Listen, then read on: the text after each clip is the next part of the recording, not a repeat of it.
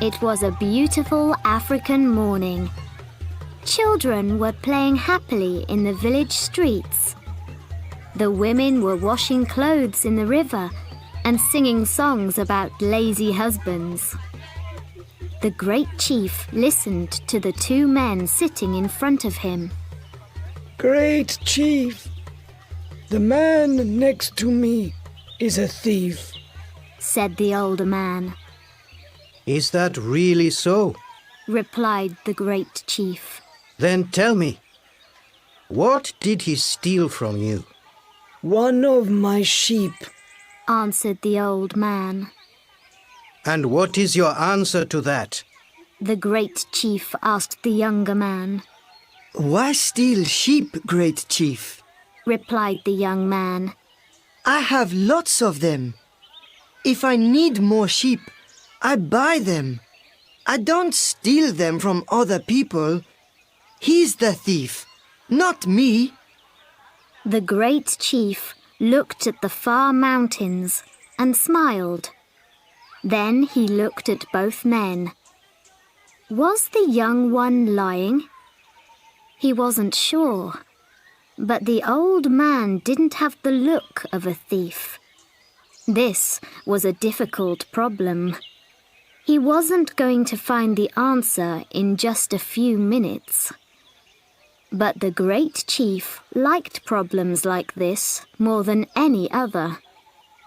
It took some time to find the answer. People came to him from very far away to ask him to be the judge of their problems. The great chief liked this also.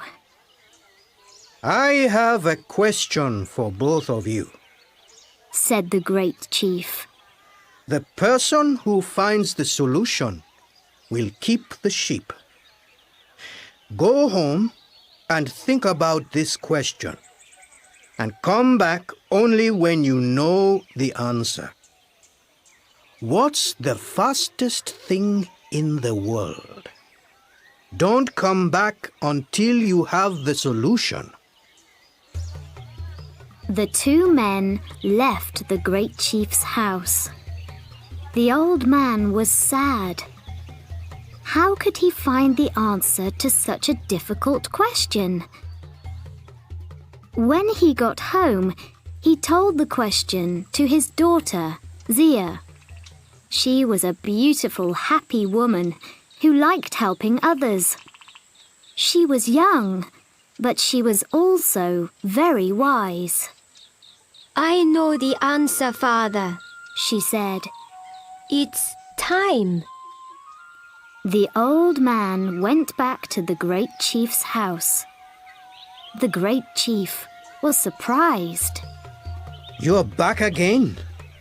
Not even 1 hour has passed, and you already have an answer to my question? Yes, great chief, replied the old man. It wasn't so difficult. So tell me, what is the fastest thing in the world? Time, answered the old man. It always goes too fast. There's never enough time for all the things that we want to do. And when we want more time to do something, it goes faster. The great chief was surprised. The old man's answer was even better than his solution. Who helped you to find the answer? Who gave you these words? Asked the great chief. They're my words, said the old man. No one helped me. If that's not true, I'll punish you, said the great chief. The old man was too afraid to go on with his story. It was my daughter, Zia. She's a very wise young woman, and she gave me the words, he said. She must be very wise, thought the great chief. Very well, he said. You have found the answer. And so you shall keep the sheep. And now that this is all finished, I think that I'd like to meet your daughter."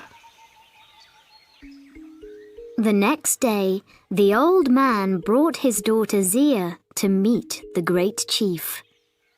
They sat at the great chief's table and had a big lunch. Chicken, rice, fruit, and a drink made from palm juice. During lunch, they talked about the young man who stole the sheep and about how difficult it was to be a good judge. The great chief enjoyed the lunch very much. While he talked about this and that with Zia, he felt so happy that he wanted to sing and dance.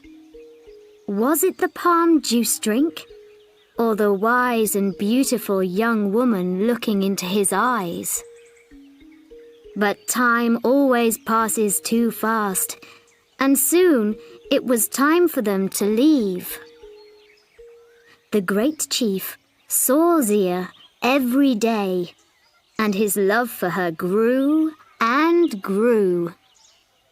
"You're a wise and beautiful woman. I'd really like to marry you," he said. Me too, Replied Zia, laughing. And so they married. The great chief was very happy, but he was also worried about having a wise wife. He didn't want her to help him with the problems that people brought him. He liked being the great chief who was a wise judge. He didn't want people to start talking about the great chief's very wise wife. "Everything in my house belongs to you." He said to her the day after they were married. "But I ask only one thing from you. Never try to help with the problems that people bring me. If you do, you'll stop being my wife. I'm saying this to you only once." Zia listened without looking at the great chief. When he finished, she smiled. Zia and her husband were happy, and life went well for a time. The great chief listened to people's problems as before. Zia was busy with the house and the animals. In the evenings, he told her about the problems of the day, and she usually agreed with his answers. But one day, 2 little boys went to see the great chief about a cow. Each boy said that it was his cow. The great chief gave them a very difficult question to answer. Zia knew which boy was telling the truth, because she often saw him in the fields with the family's cow. When he walked past her that afternoon, he was crying. Zia spoke to him. Tell me, little boy, what's the matter?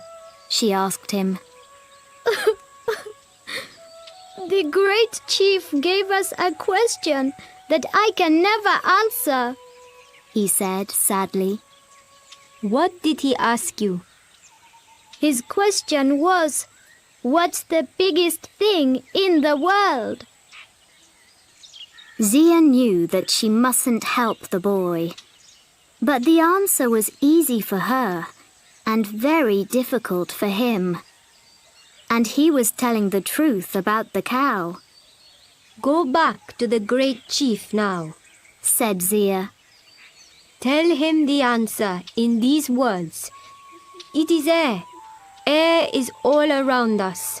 When we walk, in front of us, there is only air and more air. When we look up at the sky, there is air as far as we can see. The little boy went to see the great chief. He said the same words that Zia told him. This time, the great chief wasn't surprised. He was very angry. Who helped you find this answer? He shouted. These words are too wise for a young boy. Who gave them to you? They're my words, Great Chief, said the boy. No one helped me to find the answer. If this isn't the truth, I'll punish you, said the Great Chief. The boy was afraid. It was your wife, Zia, he said in the end. The Great Chief was very angry with his wife. That evening, he spoke to her.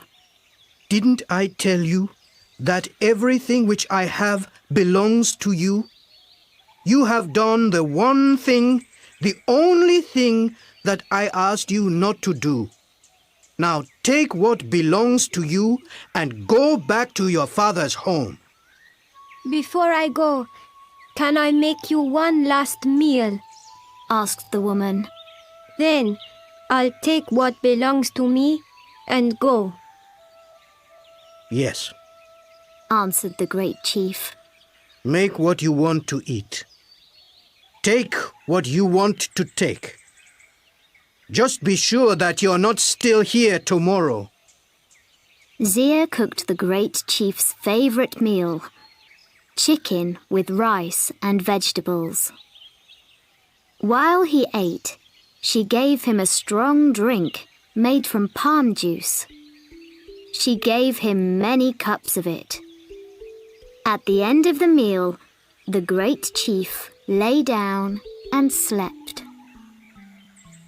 With her family's help, Zia carried the Great Chief to her father's home.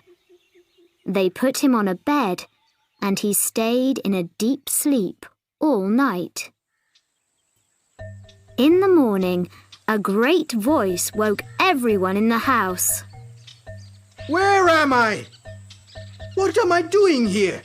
Shouted the Great Chief. Zia ran into the room, laughing. You said that I could take anything that I wanted from your house. I wanted you, and so I took you. You are truly wise, smiled the Great Chief. Come, let's go back to our home together. Only a stupid man would send away so wise a woman. And you, my Great Chief, are not